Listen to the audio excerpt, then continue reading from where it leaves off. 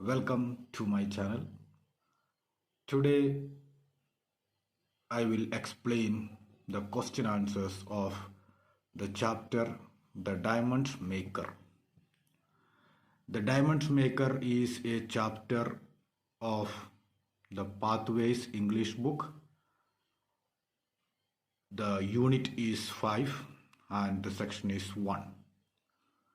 So let us come into the question answers of this lesson. The first question is, where did the narrator meet the mysterious man? तो इस particular lesson में एक narrator एक अजनबी से मिलते हैं, एक अजीब आदमी से मिलते हैं, उसके बारे में है इस पूरे लेसन में। एंड इस लेसन का ये जो मिस्टीरियस मैन है वो एक डायमंड मेकर है। वो खुद कहता है कि वो एक डायमंड मेकर है। तो वो उस आदमी से नरेटर ने कहाँ मिला? First question. The answer is, once after a hard day's work the narrator had a headache and wanted to get away from the noise of the city, so he went down to the embankment near the Waterloo Bridge in Westminster, and this is where he met the mysterious man. तो एक दिन काम के बाद narrator बहुत थका हुआ था और उसको बहुत हेडेक भी हो रहा था, इसलिए उसने सोचा कि ये सिटी का जो शोर है वो शोर से थोड़ा दूर रहूं। इसीलिए वो कहाँ चला गया? एक ऐसी जगह पर चला गया जहाँ पर थोड़ी बहुत शांति है। और वो एक जगह है जो वाटरलू ब्रिज के पास में, वेस्टमिंस्टर में, दैट इज इन लंदन। वहाँ पर एक प्लेस है, उस प्लेस में वो वहाँ चला गया और वहाँ पर इस आदमी से मुलाकात हुई है। Now the question number 2. Why is the narrator shocked when the man talks about throwing away name, wealth, and position and doing a small business? So, in the lesson, we can see that this particular man, that is this mysterious man, he says about a big business. And वो सुनकर narrator को बहुत आश्चर्य हुआ। वो कह रहा था कि मैं सोचता हूँ, मीन्स द नरेटर नहीं, the mysterious man, the diamond maker जो है वो कहता है कि मैं सोचता हूँ कि मेरा नेम, फेम, वेल्थ सब कुछ मैं छोड़ दूँ और जाके और कहीं जाके कुछ छोटा मोटा काम करूँ। अब जब ये बात उन्होंने जब कहा तो नरेटर को बहुत ही अजीब लगा। अब अजीब क्यों लगा और बहुत शॉकिंग भी था। क्यों शॉकिंग था? उसका रीजन आगे लिखा है। Answer, the stranger seemed hopelessly poor. First thing is that जो बहुत बड़े बड़े बिजनेस की जो बात कर रहा था वो खुद एक पुअर आदमी था, बहुत गरीब आदमी जैसे लग रहा था। And he was ragged and dirty, unshaven and unkempt, and he looked as though he had been left in a dustbin for a week.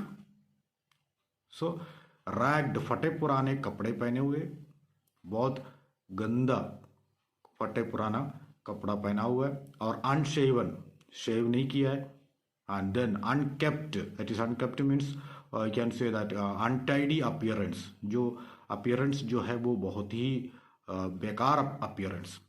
And then ऐसे भी लग रहा था कि इस पर्टिकुलर आदमी जो है एक हफ्ते से डस्टबिन में पड़ा हुआ था एंड अभी अभी डस्टबिन से निकल के आया। ऐसे लग रहा था उस आदमी को देखते हुए, क्योंकि इतना गंदा था, इतना गंदगी था, उसके कपड़े बहुत पुराने और गंदा कपड़ा पहना हुआ था। एंड देन ही, उसके बाद इतना ऐसे एक आदमी है जो इतना गरीब सा आदमी दिख रहा था और वो खुद एक ऐसे एक बिजनेस की बात कर रहा है। अब वो कह रहे बहुत बड़े बड़े बिजनेस, ये जो बड़ा बिजनेस है वो बड़ा बिजनेस मैं छोड़ना चाहता हूँ और मैं और कुछ करना चाहता हूँ। तो इससे नरेटर को जरूर आश्चर्य होगा, जो कोई भी हो आश्चर्य तो होना ही है, क्योंकि एक ऐसे एक गरीब आदमी आकर बहुत बड़े बड़े बिजनेस की बात करे तो शौक होना है। एंड वही हुआ यहाँ नरेटर के साथ। Now question number 3. Question number 3 is, how does the man prove that he was not lying about himself? अब वो मिस्टीरियस मैन जो है वो कैसे प्रूफ किया कि मैं झूठ नहीं बोल रहा हूं, मैं सच बोल रहा हूं? उसने कैसे प्रूफ किया?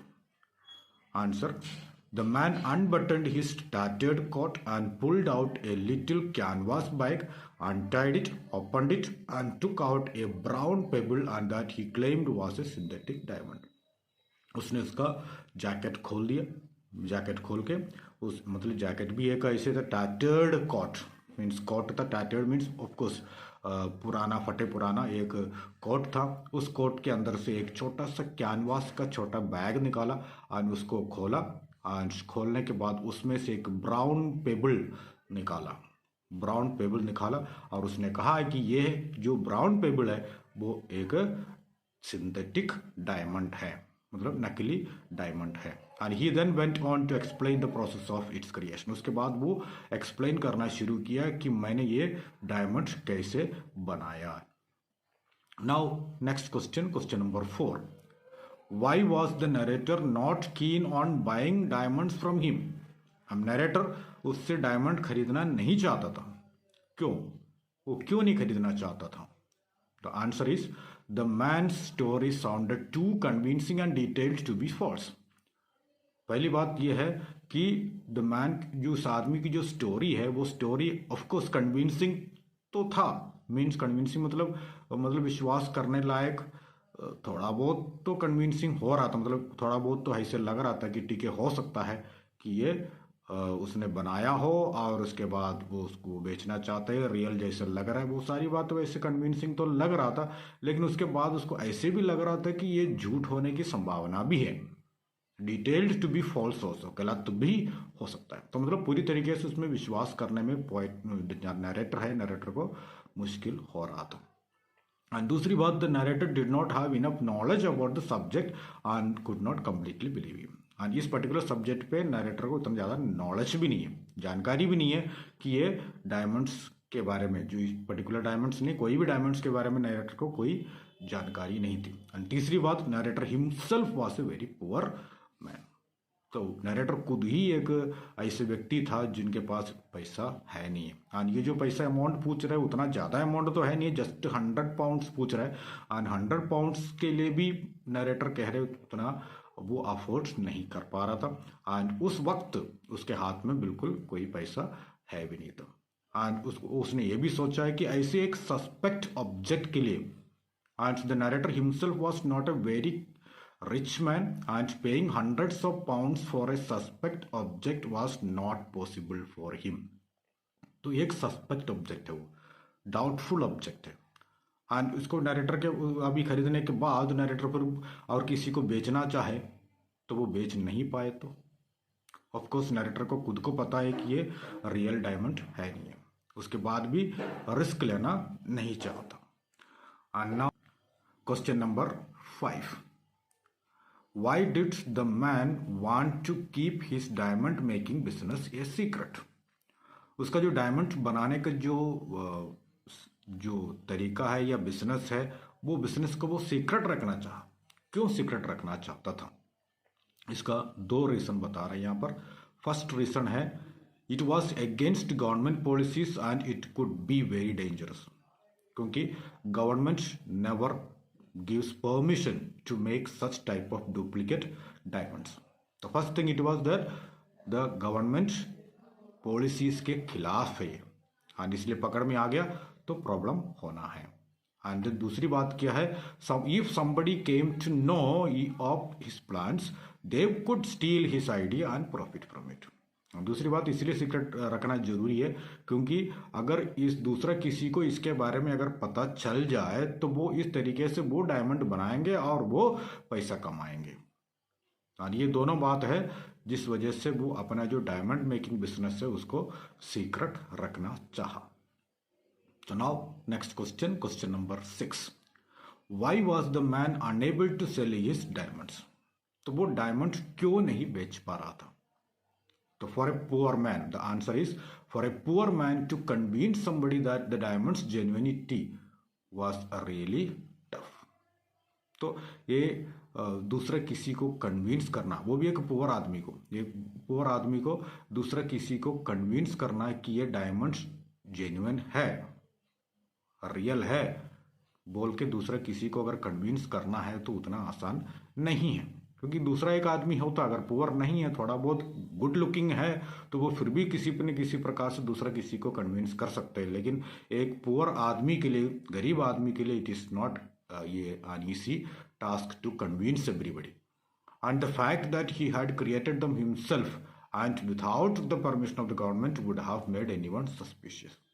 और जब ये बात कहेंगे कि उसने वो डायमंड खुद बनाया without the permission of the government, government के परमिशन के बिना उसने ये बनाया, तो जब लोग सुनेंगे तो उनको अजीब लग सकती है एंड प्रॉब्लम भी फेस करने को पड़ सकता है। तो इस वजह से किसी को ऐसी तरीके से कन्विंस करना उसके लिए मुश्किल हो रहा था। So now question number 7, what do you think happened to the man in the end? Last में उस आदमी को क्या हुआ होगा? तो इसमें जो अनुमान है वो अनुमान आप कुछ भी लगा सकते हैं। तो मैंने मेरी तरफ से जो एक अनुमान है वो यहाँ पर लिखा है, वो मैं बता दूं। तो एक्चुअली आप उसको अनुमान लगा लेना, ऑलमोस्ट मिलता जुलता, मतलब उसको कुछ क्या हुआ होगा लास्ट में। तो मोस्ट प्रोबेबली ये है कि वो उसका अपना डायमंड्स बेच नहीं पाया होगा। एंड नरेटर एक कंक्लूजन बता रहा है कि नरेटर की माइंड से क्या कंक्लूजन है, मतलब क्या हुआ होगा उसके साथ। So you can see the answer here.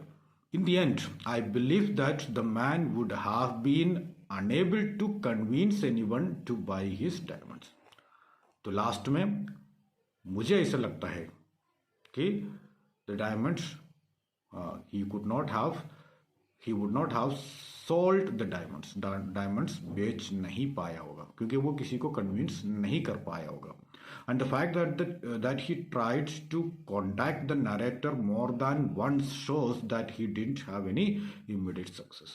और वो इसीलिए पता चल रहा है क्योंकि वो बार बार नरेटर को कांटेक्ट करने की कोशिश कर रहे थे। So you know that in the lesson it is written that the mysterious man, he sent a letter to the narrator and he himself came to the narrator's house, but narrator could not meet him. But even after that also he kept on sending letters to the narrator, and इससे पता चलता है कि वो उस particular आदमी को कोई इमीडिएट सक्सेस नहीं हुआ होगा, क्योंकि वो बार बार कांटेक्ट करने की जब कोशिश कर रहा था उसका मतलब यही है कि वो डायमंड्स बेच नहीं पाया। And this are for today. Thank you very much. Continue to watch my channel. Thank you very much.